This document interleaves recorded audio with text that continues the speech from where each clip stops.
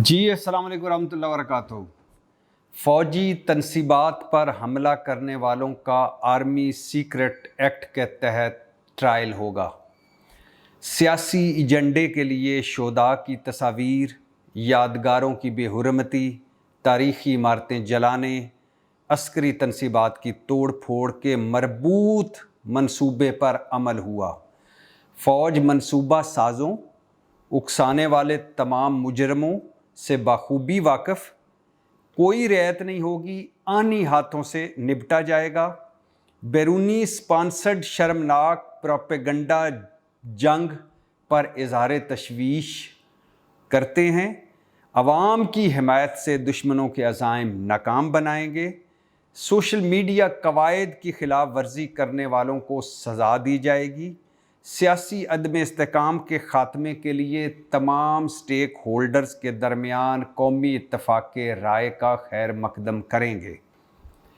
ये एलामिया जारी हुआ है, प्रेस रिलीज़ जारी हुई है स्पेशल कोर कमांडर कॉन्फ्रेंस जो हुई गुज़श्ता रोज़ उसकी, और वाज़ेह है डेफिनेटली इसमें सब कुछ है कि तहरीक इंसाफ जिसके बहुत हज़ारों कारकुन पकड़े जा चुके हैं और जिनकी शनाख्त परेड भी हो चुकी है, सीसीटीवी फुटेज के ज़रिए नादरा से मदद ली गई और सीसीटीवी फुटेज और टीवी स्क्रीनों की फुटेज से उन लोगों को शनाख्त किया गया और पकड़ा गया और उनको फिर पेश भी किया गया मीडिया के सामने।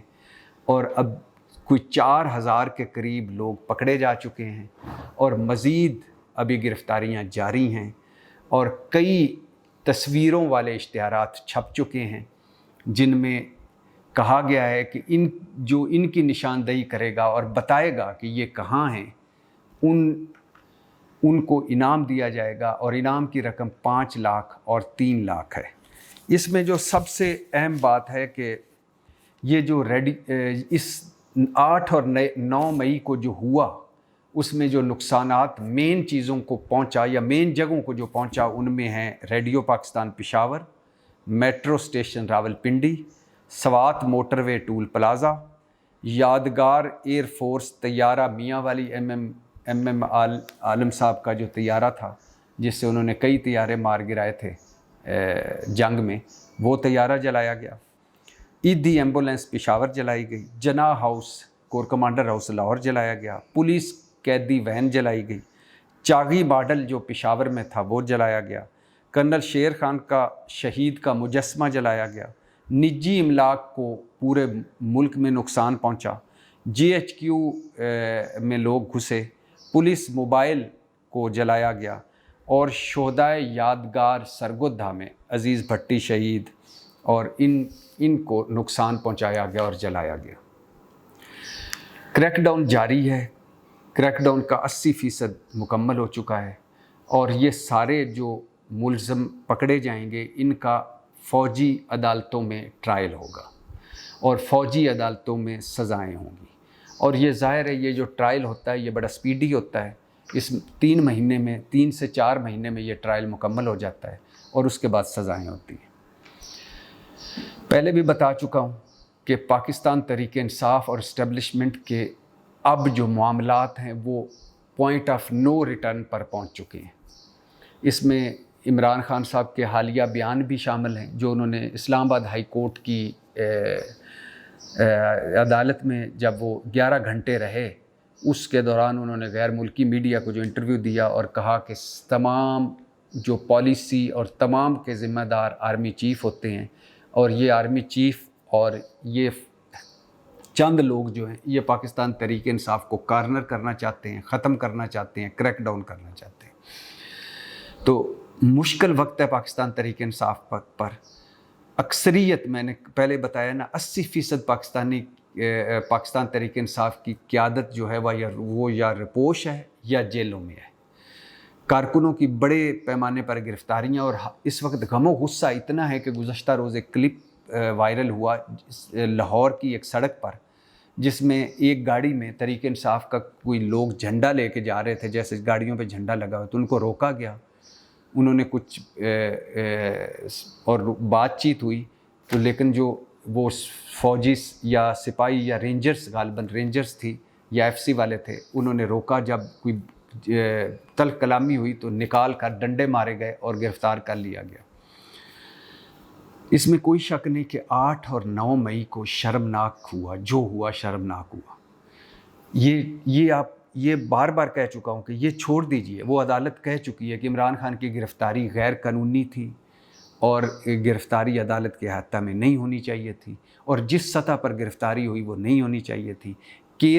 کیس ابھی انکوائری کی سٹیج پہ تھا، اس کو انویسٹیگیشن میں بدلا گیا، نہ کوئی نوٹس دیا گیا، نہ کوئی انکوائری رپورٹ دی گئی، نہ کوئی وارنٹ دیے گئے، نائب افسر بھی موجود نہیں تھا، رینجرز نے گرفتار کیا، اور جس طرح گرفتار کیا وہ بھی افسوسناک ہے۔ اور اس کو عدالت نے بعد میں اس کو کہا بھی، ریمارکس بھی دیے کہ یہ احاطہ عدالت میں گرفتار کرنا کیا بے چینی تھی، اور یہ سارا ٹھیک ہے، اور اس پہ احتجاج بھی حق بنتا ہے پاکستان تحریک انصاف کا، لیکن جس طرح یہ احتجاج ہوا اور جو ہوا وہ نہیں ہونا چاہیے تھا۔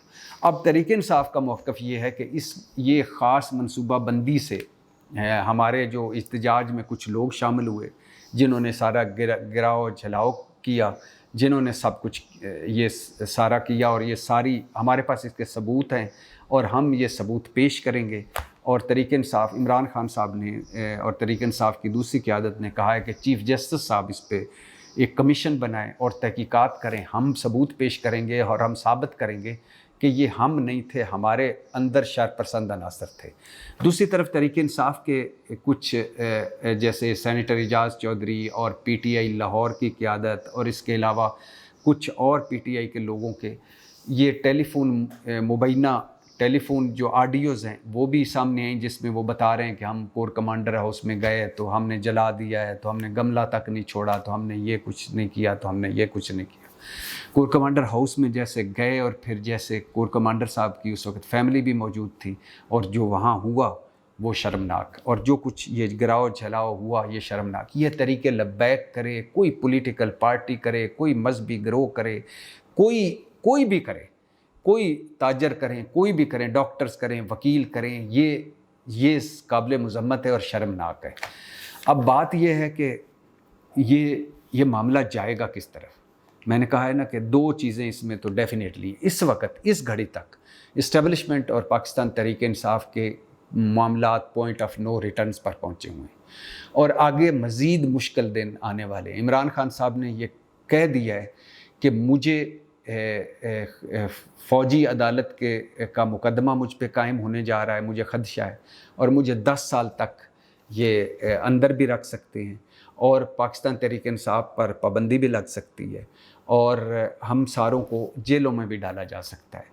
یہ ہو نہ ہو، لیکن حالات اس طرح کے ہیں، ایک بات۔ دوسری بات یہ ہے کہ یہ اس سارے کا فائدہ کس کو ہے؟ بینیفیشری کون ہے؟ نواز شریف صاحب اینڈ کمپنی۔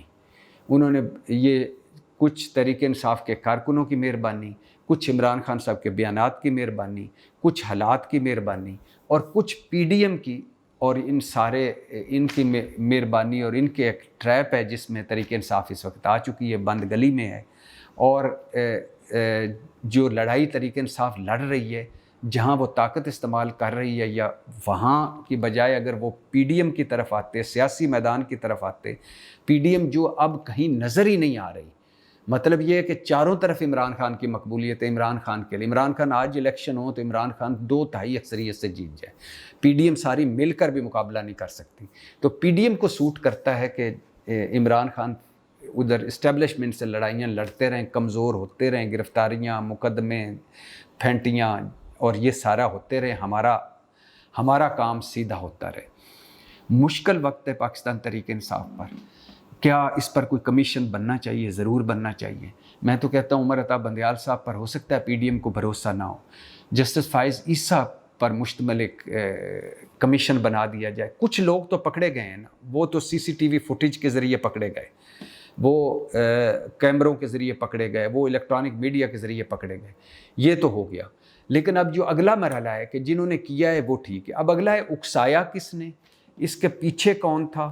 کوئی منظم، جیسے کور کمانڈر کانفرنس کا اعلامیہ کہہ رہا ہے کہ یہ منظم ایک منصوبہ بندی تھی یہ منظم ایک سازش تھی یا ایک منظم منصوبہ بندی کے ساتھ طے ہوا.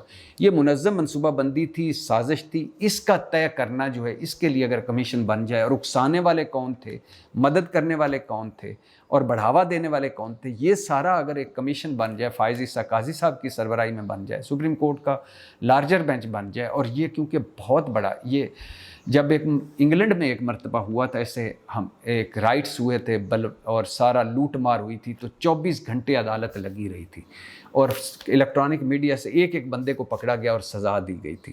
تو اگر اس طرح عدالت کا کوئی کمیشن بنے اور یہ سارا طے کرے اور پھر اس کے بعد سزائیں ہوں تو وہ زیادہ اچھا ہوگا.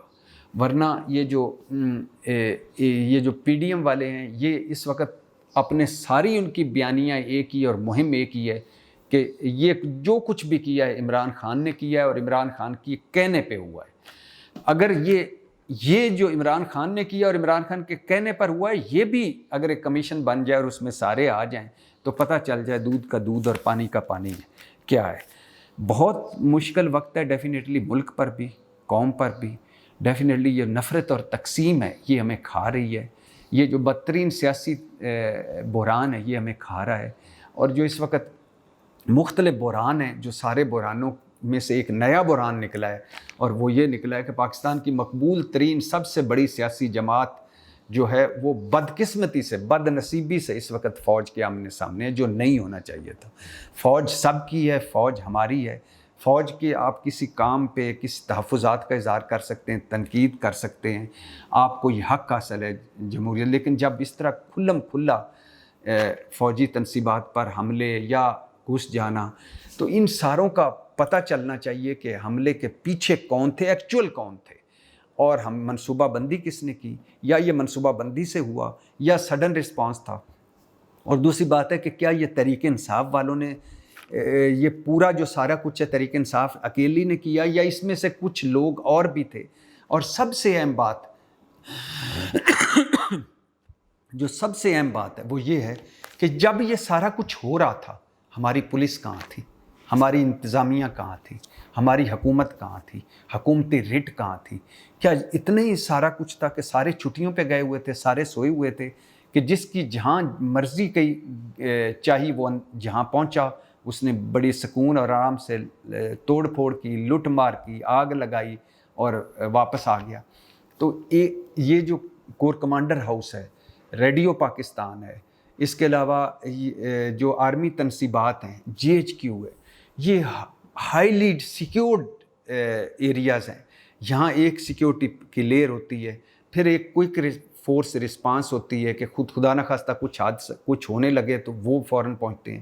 اس کے پیچھے رینجرز، اس کے پیچھے ایف سی، اس کے پیچھے پولیس، اس کے پیچھے ہر وقت آپ 2-4 منٹ کہیں کھڑے ہو جائیں ان مین جگہوں پہ تو لوگ آ جاتے ہیں کہ آپ یہاں کیوں کھڑے ہیں. تو اس سارے اس لوٹ مار میں اور اس سارے شرمناک کھیل میں پولیس کہاں تھی، انتظامیہ کہاں تھی، حکومت کہاں تھی اور حکومتی رٹ کہاں تھی؟ یہ ساری چیزیں ہیں جو طے ہونا باقی ہیں، اور یہ طے ہونی چاہیے. ایسا دوبارہ کبھی زندگی میں نہیں ہونا چاہیے، کسی بھی سیاسی جماعت کی طرف، کسی بھی گروہ کی طرف سے، کسی بھی طرح سے یہ قابل قبول نہیں ہے.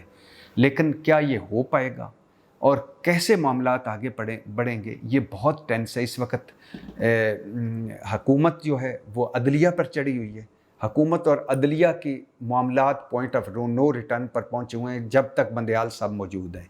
اور اسی طرح ادھر پاکستان تحریک انصاف ہے جس پہ پہلے ہی بہت سارے مقدمے ہیں.